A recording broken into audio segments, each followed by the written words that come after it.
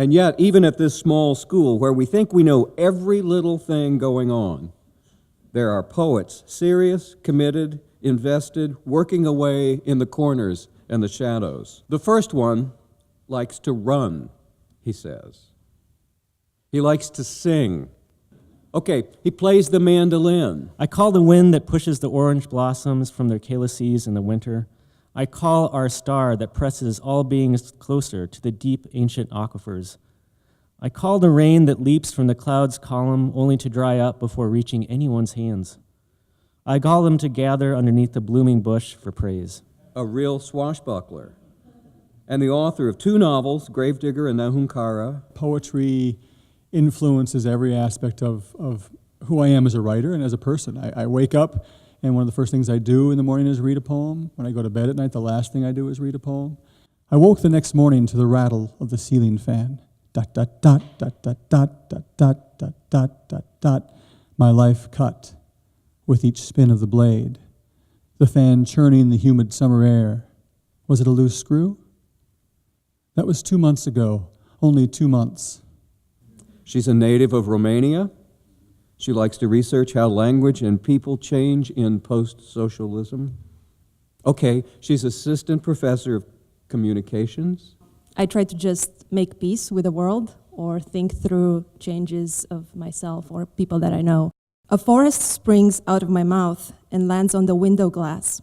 Ghostly angels that give a goodbye kiss of life as soon as they leave the soft and warm tunnels birthing them.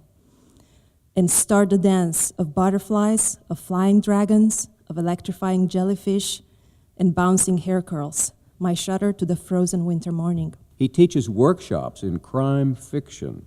He's a longtime colleague in Powell. The prison of Domokos has 4 walls, 1 on each side. Inside, there is some air, less light, except in the yard, an hour or so a day, especially on Sundays. He's a magnificent cook. Enjoys reading, adult Sunday school teaching, holds degrees in both economics and mathematics. The opportunity to take poetry from David was one of the greatest gifts I've ever received. We stroll through light that is soft as the down on my son's cheeks and golden as the finest liqueur made from aged brandy. My son's blonde locks challenge the yellow leaves' scintillations for my appreciations. Denison's first director of environmental studies and a very tough racquetball player.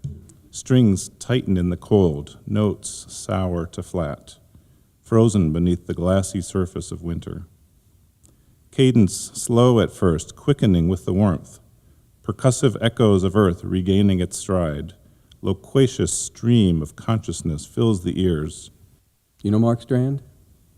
One of the great living American poets. Here are the opening lines. There is no happiness like mine.